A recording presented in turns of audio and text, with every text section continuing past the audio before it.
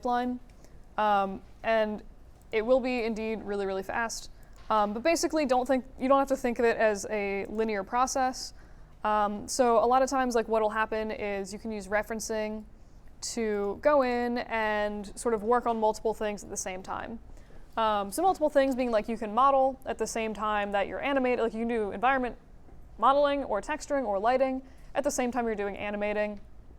And if you actually look at some of the sort of order for the assignment, so I have like, again, begin modeling for this week, and then next week you're doing a little bit of animation, the next week you're doing lighting and texturing, the next week you're finalizing some models, and then you're working on animation again. So you should be kind of working on this all more or less at the same time, sort of like if you get really sick of animation, again, you can go back, play with some textures and lighting.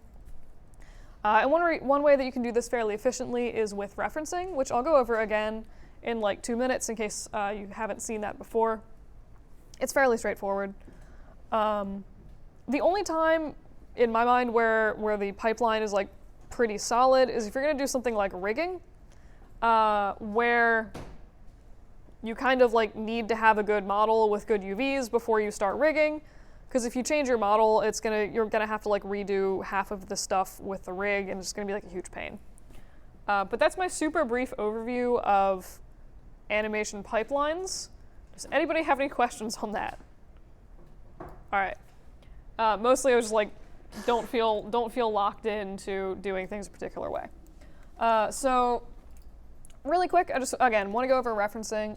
So this is like a janky rig that well, it's actually not janky, it is a fully functional rig that I made for a client. And I'm just going to make a sad little project folder on my desktop. Blah. Great. Ooh, what did I just shoot? Cough, cough.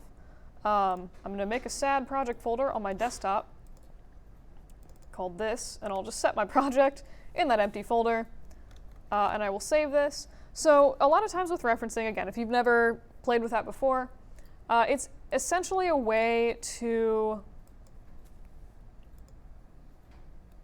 have one Maya file, essentially do a live import of another Maya file so that you can work with stuff like rigs.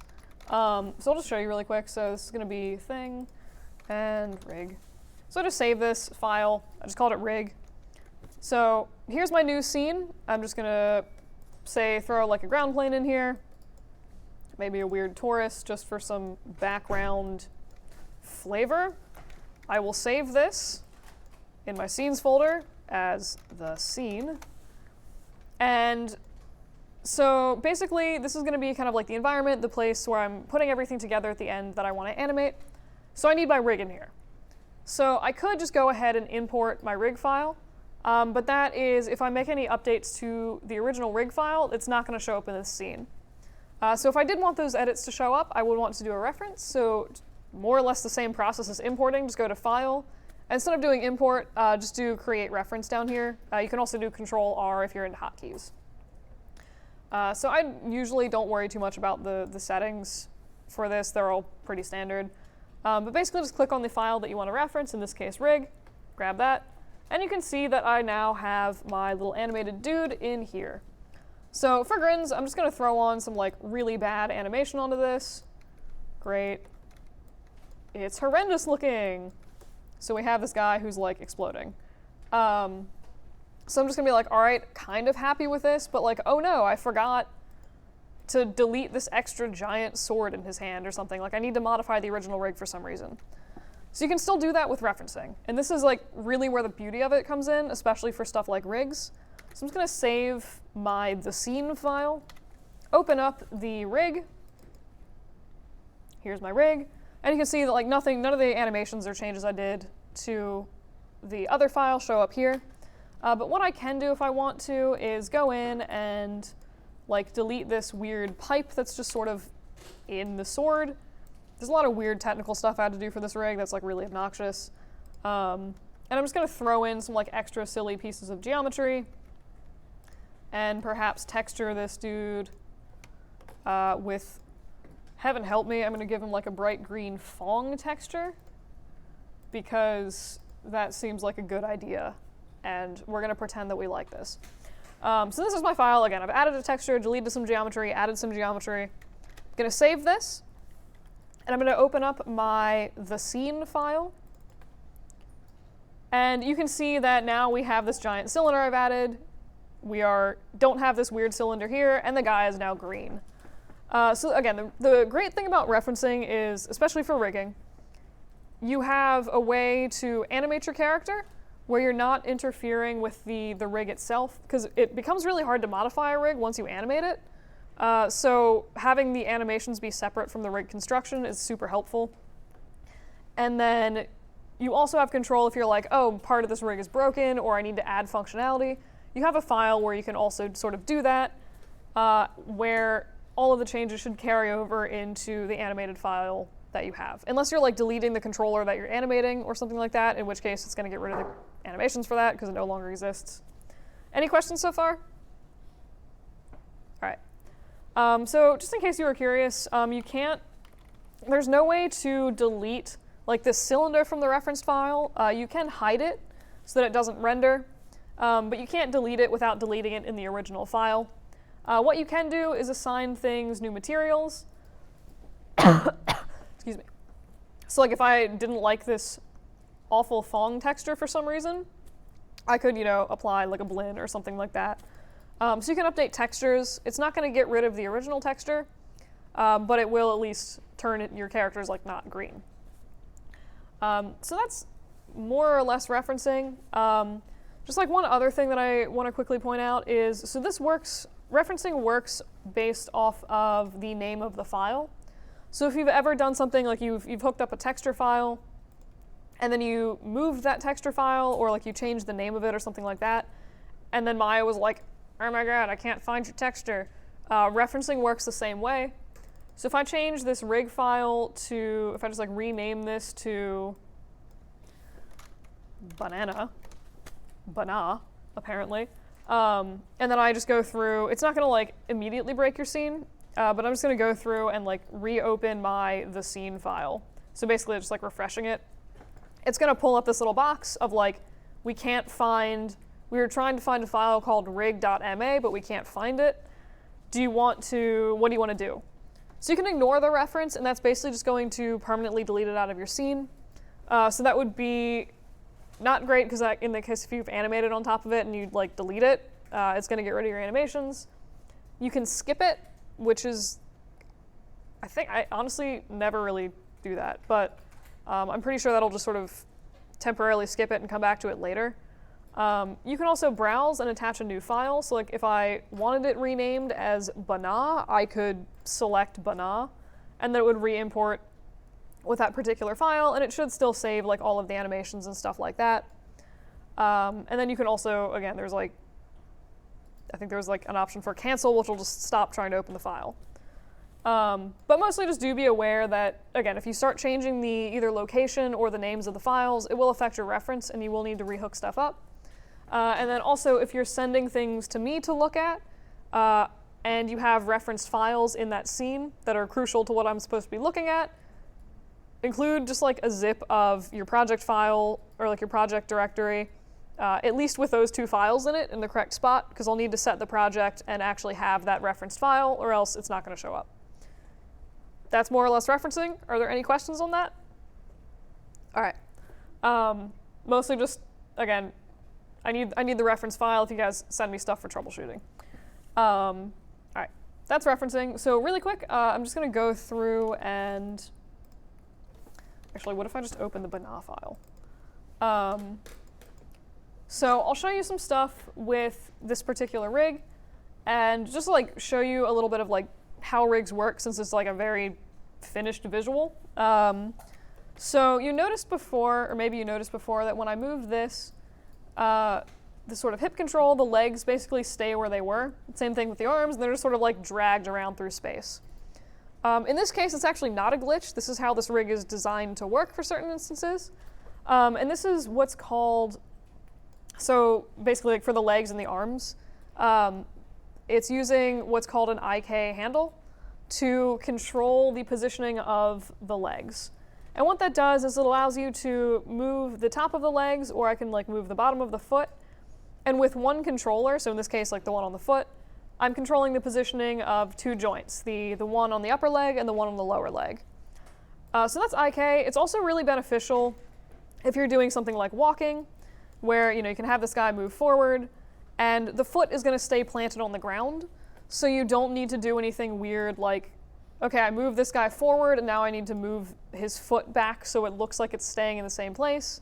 You can just sort of have the foot planted there for as long as you need it, if that makes sense. So I actually have switches in this rig, and I'll go over. I'm not going to go over how to set up this IK-FK switch, because that's more like Animation 2 nonsense, but they do exist, so I can swap functionality. So right now it's set to be IK.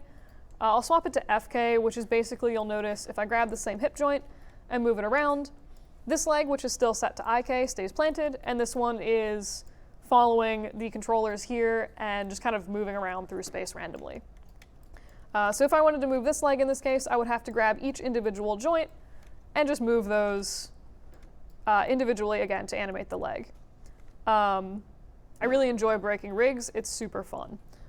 Cough. But yeah.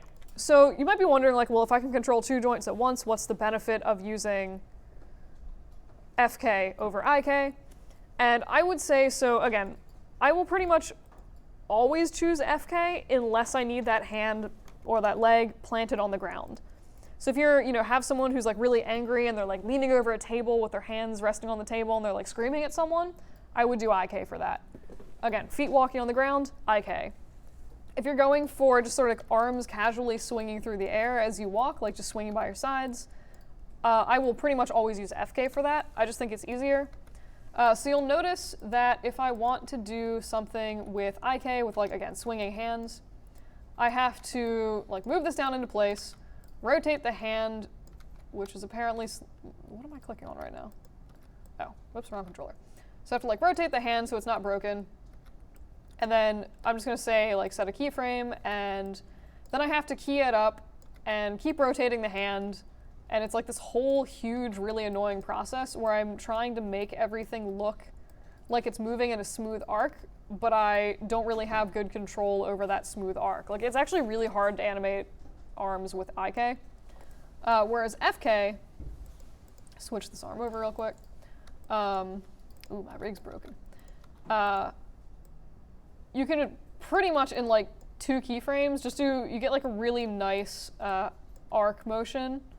Wow, why is my rig so incredibly broken? This functioned like 2 minutes ago.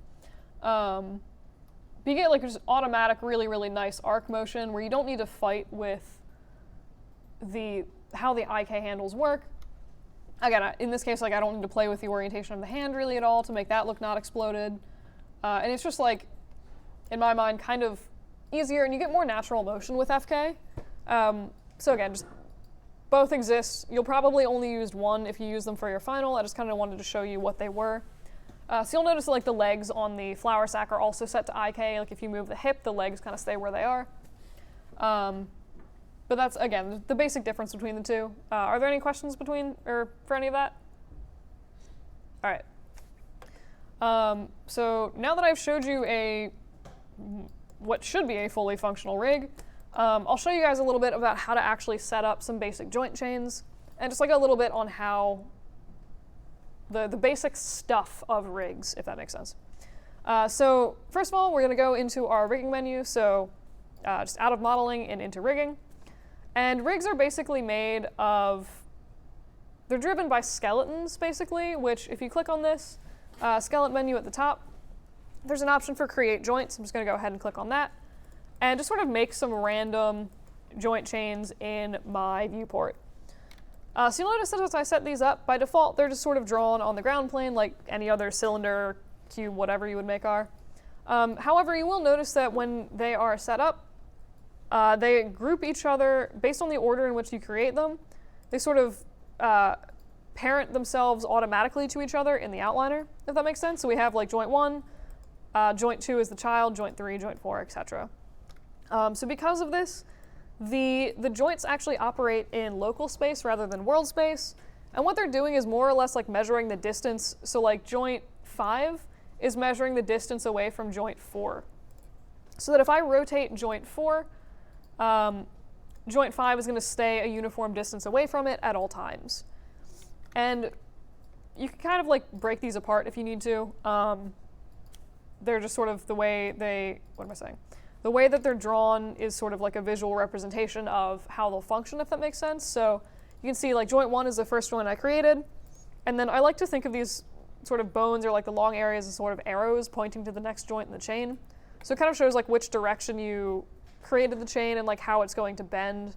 So if I bend joint 1, it's going to take everything else with it, versus like grabbing this, it's not going to grab joint 1. So again, it's kind of like a visual representation of directionality. If you need to, modify your joint chain, they work basically just like any other parented object. So if I grab this and middle mouse button drag it outside of joint 1, you can see that it stays in the same position. It's just disconnected from the previous joint. So if I bend this around, it's not going to take the rest of the joints with it. If I need to reattach that, again, just grab the joint and middle mouse button drag that in your outliner under joint 3. It'll reattach it same way it was before. That's also usually actually how I delete joints. So if I decide that I don't want joint 4, I'll just grab joint 5 and parent it under joint 3. And you can see that they're now sort of both attached. So if I move joint 5, it's going to grab both of these kind of like this.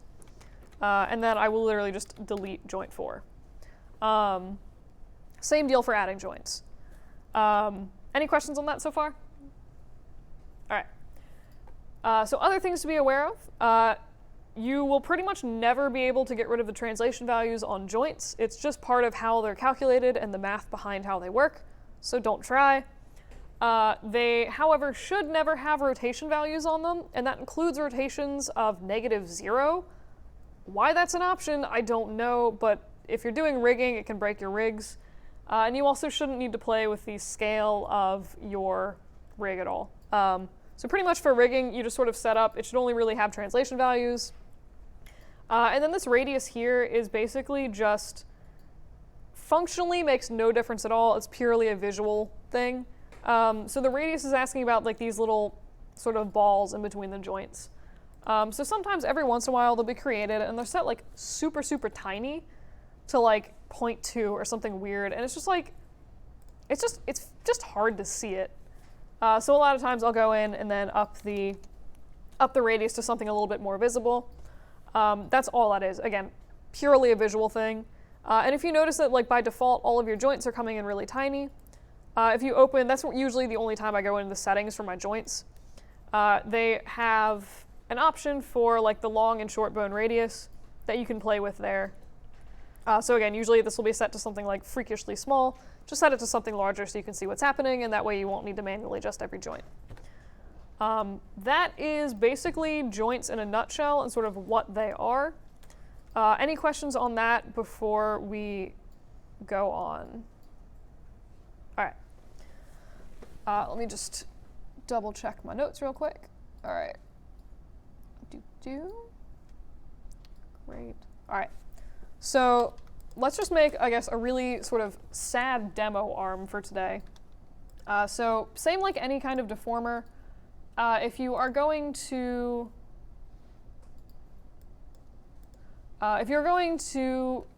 bend something with a rig, you do need the actual geometry there to be able to support that bending, or else it's not really going to work at all.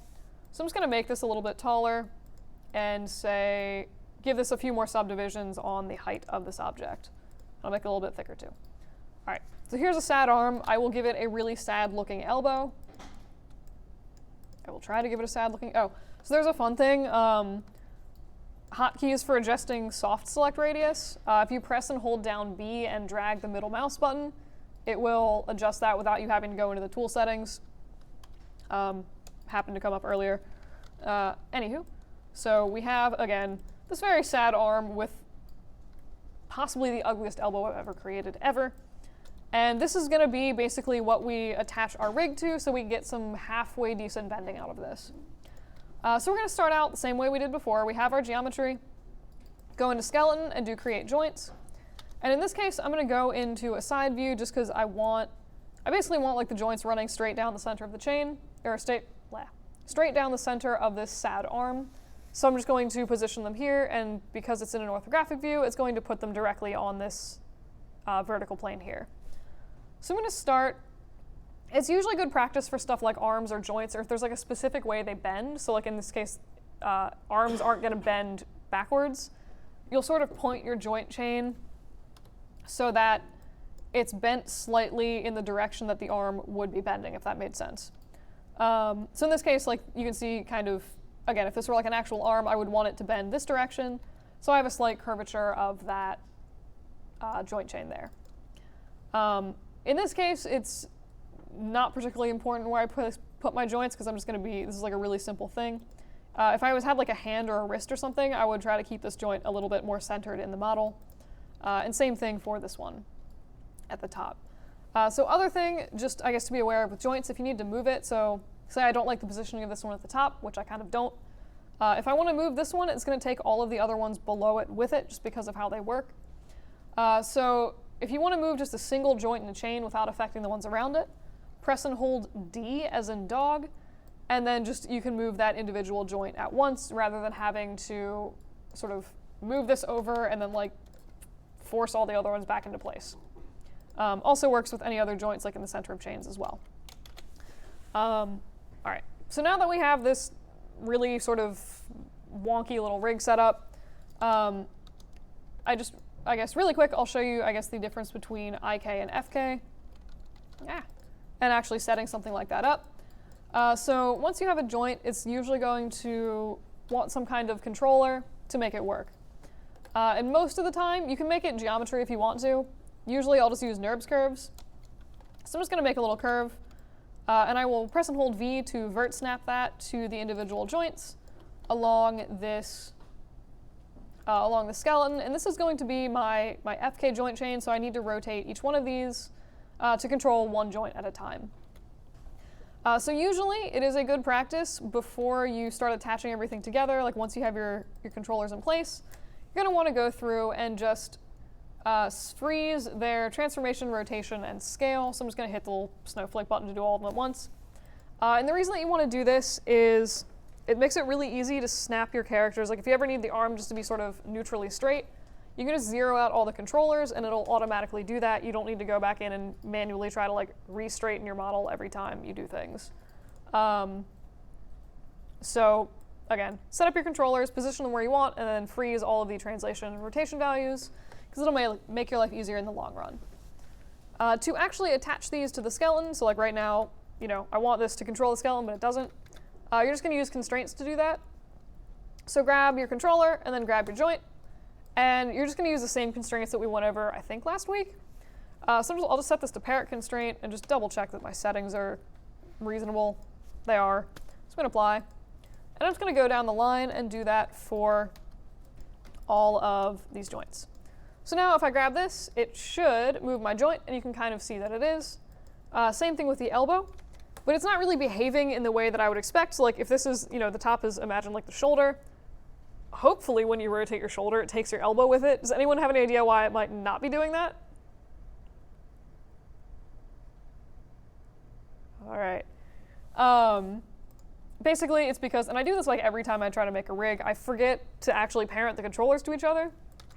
So I'm just going to grab the wrist controller, parent that under the elbow, and the elbow under the shoulder. So now that if I rotate the shoulder, the controllers are taking themselves with each other, like the controllers are taking the other controllers, and all of this is sort of going to drive the skeleton, so now I have a really awkward fake waving hand. Any questions on FK rig setups? All right, so IK is pretty similar, honestly, so I'm just going to grab one of the controllers from this, stash them on my joint here, and again, I'm just going to freeze that translation. Except in this case, I only really need one controller. You can do another one for the top if you want, but for now I'm just going to demo it with one. So go to skeleton and go down under the little IK tab to create IK handle. And just usually I'll just double check if it's a computer I don't work with a lot that it's set to rotation plane solver. You want this rotation plane rather than the single chain solver. It's just sort of how the IK handles work for arms and legs. So grab that. Usually I don't fiddle with the rest of the settings too much, if at all.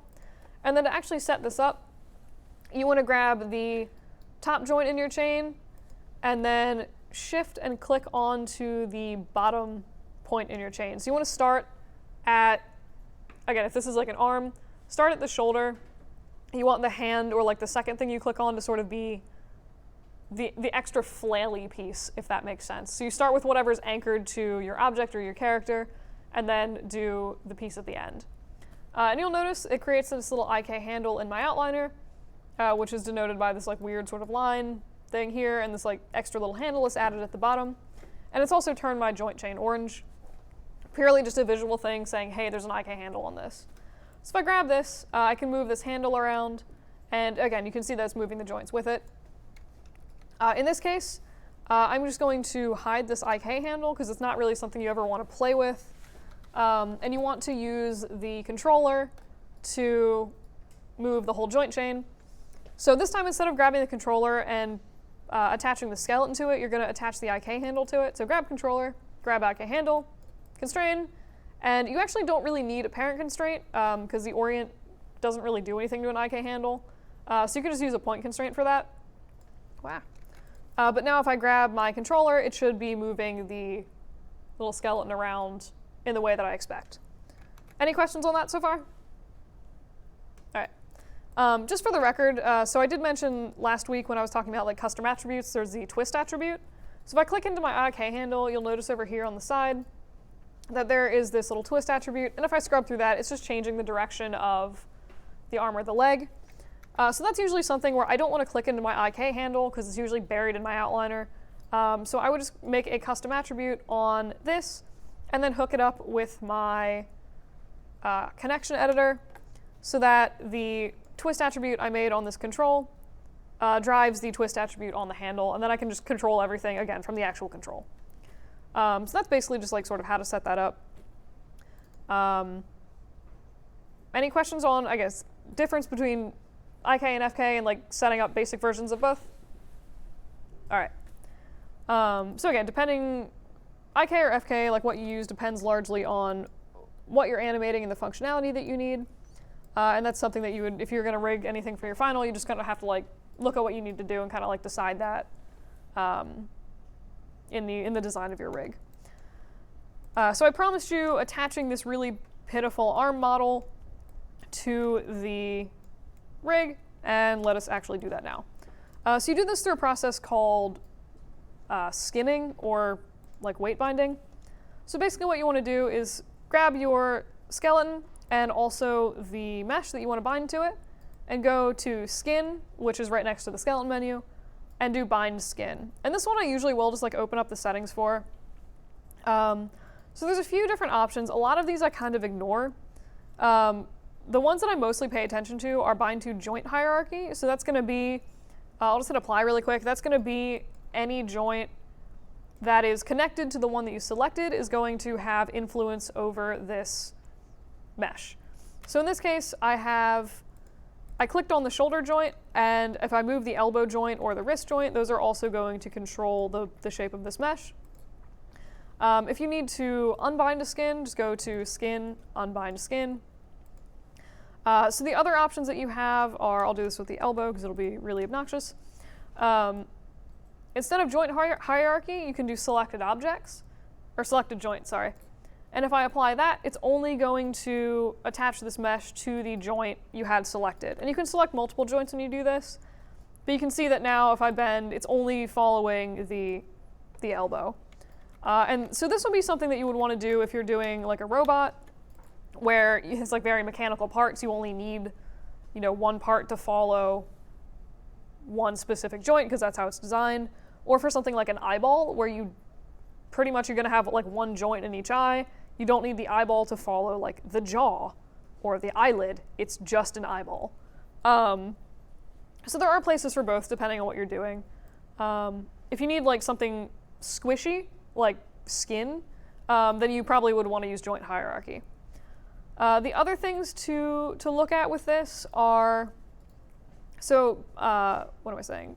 Bind method and skinning method are just sort of like different formulas basically that Maya uses to calculate skinning. So if one looks really, really bad by default. You could try a different one and see if it like starts you at a little bit better position, so there's less stuff to fix later. But it really kind of just, again, I usually don't play with them. I just sort of pick one and then modify the crap out of stuff anyway. Apart from that, the other thing that I usually look up the most is the max influences. And this is basically, so the way skin weights work is for each vertex on your model, it says, all right, it works a little bit like a constraint where like you have your object sort of toggle between one and the other and like how much it's going to follow that object. It's pretty much similar here. So in this case, it's like, all right, I'm going to follow the shoulder for 50% of that joint's movement, and I'm going to follow the elbow for 50% of that joint's movement. Or I might be like 90% following the shoulder and 10% following the elbow. So this max influence is basically how many joints can affect a given vertex. So usually I set this to 3 because I just think it's easier to deal with. And for the stuff that I do, it tends to work pretty well. I've never found a reason to go higher than 5. But again, it's just sort of like, by default, how many joints can affect a given vertex. And then you can check, so this other thing is maintain max influences, and that's, usually I turn this off, but basically it will try to, as you're modifying the weights later, it'll try to forcibly keep this number of max influences. So sometimes I've found that it can like do some weird stuff to your weights and just like add weights you don't want. So I like the flexibility. If I want, maybe these vertices at the top to only follow the shoulder and nothing else, I sort of have that flexibility if I turn this off. Or if I decide that like, hey, this one area actually needs to be influenced by 6 joints, I can do that. Whereas again, sometimes max influences will kind of mess with that. So mostly, again, the settings I use are joint hierarchy, or the bind to, either joint hierarchy or selected joints, and then max influences and maintain max influences. Kind of the only thing I usually play with here. So I'm just going to go ahead and rebind this to the skin. Just grab both at once. It doesn't matter the order you select them, just sort of grab them. So now we have this sort of wonky thing where like the elbow bends again. And I'm going to do something that's a really bad practice and just key the skeleton directly. You should never do this if you're animating it because will break the crap out of everything. Oh look, see, -0 rotation value. I don't know why that's a thing. Either way, so I'm just going to key this really quick and then just sort of key this again so we can just see how this bends. That way, instead of, if I want to bend this, I can just scrub through my timeline instead of having to like go through and manually move the joints. But again, if you're animating, don't key directly on the joints. Add controllers in first. And that would be like the bit with the nerves curves. If I'm using a rig to pose a model, I'll shamelessly move the joints themselves. But again, it's really dangerous because if you accidentally translate the joint somewhere, it will change the length of the joint, which is gonna, actually like physically stretch and deform your mesh, which is probably not something that you want. But also just like, I did have someone ignore me before and animate on the joints for their whole project, and they're like, wow, this was awful, and it made everything super hard to fix. And I'm like, yes, which is why I said don't do it. So don't do it. Any questions on any of this so far? All right. So really quick, I just again, quick viewport thing. So I find it really hard to look at models, to look at models when they are like wireframe mode so I can see my joints. So there's a kind of way around that. If you just go up into the little menus right above your viewport, like right next to the view option where you normally like import an image plane, there's the shading option, and if you check X-ray joints under that shading menu, it's going to show the joints through your models, which just to me makes it a little bit easier to look at.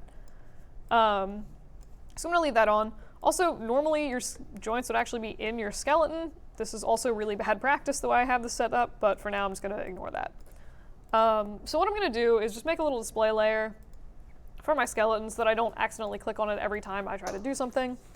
And if you look at the way this bends, so you'll notice it's not super great. Like, I'm imagining this as an elbow, and I kind of am imagining like a little bit more of a crease in this area would be nice, instead of the sort of like weird, soft bulging that's happening.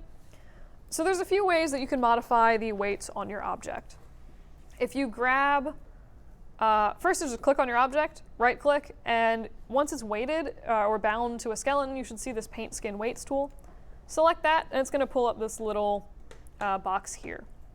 So basically what this is a visual representation of, it shows you all of the joints, and again, sort of a visual representation of their influence on the particular vertices. So in this case, white is areas that are mostly following the little joint 3 or the wrist joint, and black is not going to be following that much at all.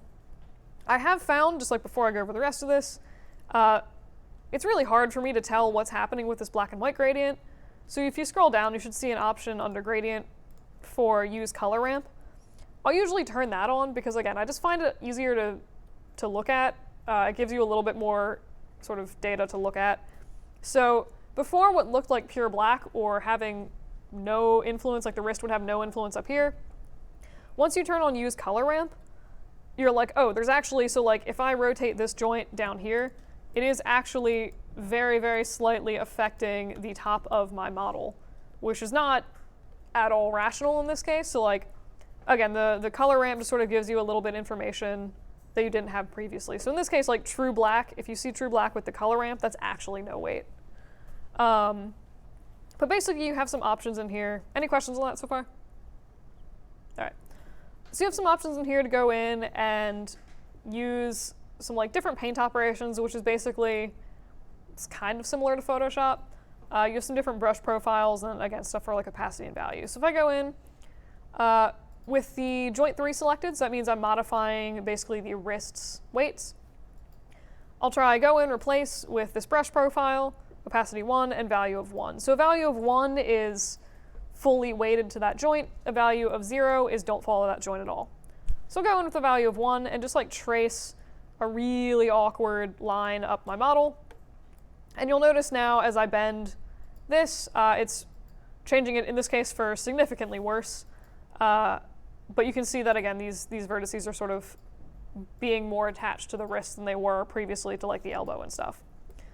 If you decide that you need to ever draw in values of like just 1 or just 0, you want to use replace for the paint operation, and you want to use this brush profile with no fall off on it at all, and that'll allow you to draw in again pure white or pure black. And that is the only way to actually get those values from the paint tool, unless you just go over something 8,000 times. So again, you can kind of see what this does. So in this case, I turned off all of the wrist weight, and Maya has sort of gone through and interpolated it, the new weights for the other tools, or I'm sorry, for the other joints, so for the elbow and the shoulder. And they're not quite as nice as they were before, but they're a little bit better.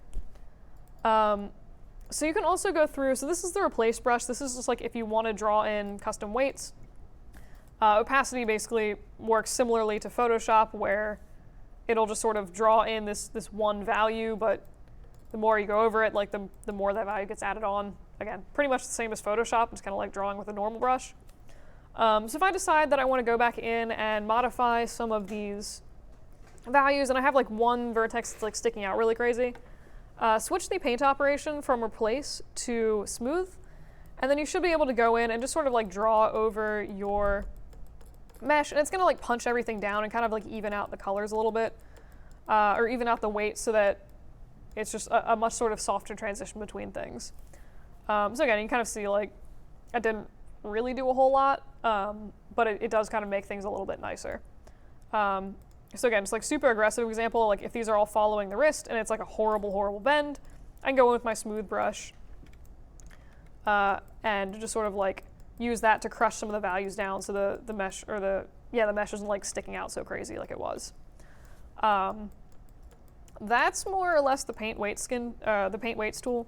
If you need to, I've had mixed results with this, but next to each joint, you are able to lock the values for that joint, which basically says, hey Maya, don't modify these at all, no matter what you do to the other joints. Sometimes this works for me, sometimes it doesn't.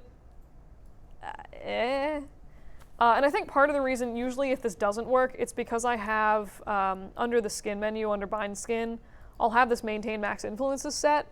I think that this will override the locking that you put on here, whereas unchecking this, usually the locking seems to cause less issues. But just something to sort of be aware of. So you can modify the values for pretty much any of these joints, and you'll probably need to go back if you're weighting stuff and do like tweak the values for all of them. Just sort of, it's a very like non-linear process. You just got to kind of like pick at stuff till it looks right. So I'm just going to say, like I said, I'm not really a fan of like how this is bending. I'm hoping for maybe something that's a little bit more of like a hard crease in the corner of the elbow. I tend to favor, for joints like elbows and knees, having a little bit of clipping but getting that really nice tight crease rather than having no clipping.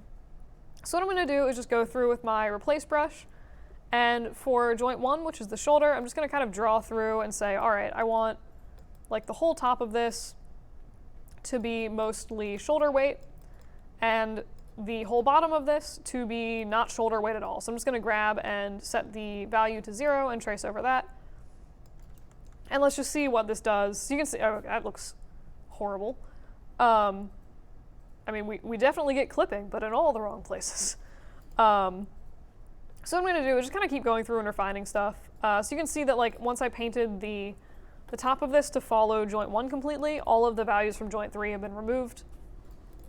So I'll do kind of the same thing to joint 2. I'll just go through and with the value of 1, just paint the whole value, or paint the whole bottom to be weighted at joint 1. And then if I wanted to, so we can see it kind of gives me, again, some like more pretty weird aggressive clipping. I can go through and kind of like smooth some of these areas in here. So like there was that really, really hard crease right at the top of the shoulder, which was like pretty horrendous looking. And there was also another one at the bottom. So I can kind of go through with my smooth brush and even things out a little bit. And you can see that that actually makes something that looks fairly not completely horrible as an arm crease. So that's the paint weights tool. Are there any questions on that? All right. There is another way, which usually is what I do for stuff like joints like this, like elbows or fingers or knees. So really quick, I'm just going to, I will unbind this. And just for grins, I'm going to move this back into a less terrible place so that the joint is actually in the arm.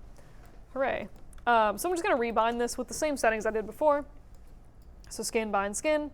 And you should see that, again, we have that like really, really janky little crease back. So what you can do is go in to your component editor, which is Windows, General Editors, Component Editor. It's right above Connection Editor, and I always mess the two up in my brain. But it should pull up this little window. And then if you go over to the tab on the top that says Smooth Skins and select a mesh, nothing inherently useful happens. What does happen, or like to use this, you actually need to go in and select individual vertices. And you can see that once you do that, it'll show you all of the vertices you have selected, as well as the numerical values for each joint that it is attached to. So this is really helpful if you want to make sort of sweeping modifications and say, all right, I want the entire top of this to only be weighted on joint 1. It's a really fast and easy way. Just scroll through all the way to the bottom and manually enter a value of 1 for that. And you can see that now it's pretty much staying stationary because it's not moving with the elbow or the wrist, right? So I can do the same thing for the bottom of this. I can grab all the vertices on the bottom and weight them only to joint 2. And again, I'll just make that value of 1. And you can see that we're already getting like a little bit more of like a sort of hard crease.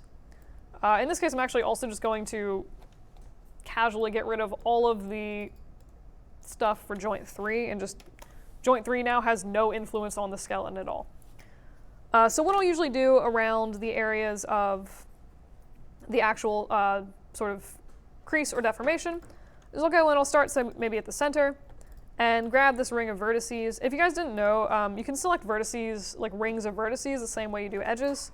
Click on one, go to the one next to it, shift, and then double click, and it'll select the whole ring of them. And in this case, I'm just going to go through and like, this is in the middle, it seems like 0.5 is actually a logical value. So I'll just go through and weight these evenly to have half the weight follow the shoulder and half follow the elbow. And then I'll just sort of work my way up, and I'll say, all right, maybe the second joint should be following the shoulder for 80% of its motion. I'll set that to 0.8, and then I'll do the next one at maybe 0.95 or something like that. So you can see, and again, just sort of like going through and manually modifying all these values, but it does give you a lot of what I think is like fairly nice, easy to understand control over how this bends. And you can go down, so again, so like for the bottom, joint 2 I'll say is maybe 0.8%, and this is maybe like the next one down is maybe like and this is that weird thing where I said where like sometimes you plug in a value and it just adds other random influences, like for joint 3, which I removed all the influence for. So get rid of that again and set this to 0.95. And you can see that now within like a matter of seconds we have, you know, a pretty, what I think is a pretty nice looking crease for this arm, or for this finger, or like whatever you want to imagine this as. And again, it's still definitely clipping through itself. Like if I look at this, obvious clipping there, but externally I think this looks a little bit nicer again than like whatever we had before. And it also does make stuff like fingers really, really easy. So for arms and legs, it's not usually bad to go in with like the paint weights tool and modify stuff, because you have really easy access to all of the spaces around your model. Like you can rotate fully around it. Something like fingers, they're all jammed next to each other. It can be physically hard to access certain areas of the model with the paint skin weights tool, which is why I really like the ability to go in and sort of select vertices and modify them manually. That's more or less the two ways that I usually modify weights. Does anybody have any questions about that? All right. The only other thing that I want to go over really, really fast is importing and exporting weight maps, which is basically just kind of handy if you need to, for some reason, unbind your skin and rebind it, and you don't want to redo all your weights. So this does, and this is important, require that your object has been UV'd prior to binding the skin. And that could be something as ugly as just an automatic map, but it does need to have like decent non-overlapping UVs, or this isn't going to work. So in this case, I just have basic cylinder UVs, and the area around here is going to be wonky because it's of the extrude I did. But just go select your mesh, go to Skin, and Export Weight Maps. It's going to ask you where do you want to dump these, and I'm just going to make a quick source images folder. Okay, sure. And I'm just going to call this weights. And it'll go through, and the more joints you have, the longer this will take. And if I go in and look at my source images, you can see that it's generated a folder called weights and also a little weight map file called weights. If I click into here, I've done something horrible, which is set these to if. It'll work with Maya. I prefer using something like a JPEG or a PNG just because I like the visual representation. I still don't understand why ifs exist. But I'm just going to redo that. So Skin, Export Weight Maps. I'll open this up, and I've never really found a huge difference between alpha and luminance. But I do usually set the size to be a little bit larger, and then, again, change image format to like JPEG even is fine. You don't need a horrible amount of resolution for this. So I'm just going to overwrite this original file, and I'm probably going to dump those ifs. Yeah, so we have the original ifs, and then we have the JPEGs. We can see if you look at this, it's basically, oh, don't give me that. Microsoft Paint it is. You feel good about yourself. So you can see it's basically like, here's the image that it generated, and you can kind of see it basically follows the default cylinder UVs, and it kind of has like the shading from more or less the weights we added onto it. So basically what this is it's going to go through, once you import this weight map, and apply all of the, based on the UVs, it's going to assign weights to the vertices, again, based on these UVs and the value of like the white and the black in these images. Does that kind of make sense? All right. But again, basically, like the reason that this works the way it does is, or like when I say you have to UV it, if your UVs are super janky, it's going to overwrite all of the image files, and it's not going to be able to actually write these in a way that's usable later. So anywho. So I'm just going to go through, and again, I'll just unbind the skin really quick, and then unbound, grab skeleton. Oh, right. Unreferenced skeleton, grab skeleton, skin, bind skin. And you can see that we have, again, this really like kind of gross deformation, not super fan of it. So just grab your skin, and again, go into the skin menu, and just select import weight maps, and grab the weight map you just made. And usually if this is a rig with lots of joints, it'll take longer. This one's pretty fast, but you can kind of see for like half a second it like flashed a bunch of colors on things. That was Maya reapplying the weights. And you can see that now we have the nice weights back from before. That is basically rigging, or like the basics of rigging before it starts getting gross and complicated. Does anybody have any questions about that? All right. In that case, that is pretty much all I have for you guys today. Next week, we're going to be going over a little bit of more advanced rigging, how to set up, you know, like a proper joint chains and like proper organization of stuff in the outliner. So if there's anything that you guys think would be useful for your final projects, or like stuff that you would like to know about rigging, come in with those questions and we'll try to go over as much of that stuff as possible so that whatever I'm going over is like actually useful to you guys, instead of me just like, hopefully this will help somebody here. But yeah, that's pretty much the spiel for today. So have a lovely rest of week 5. Go be free.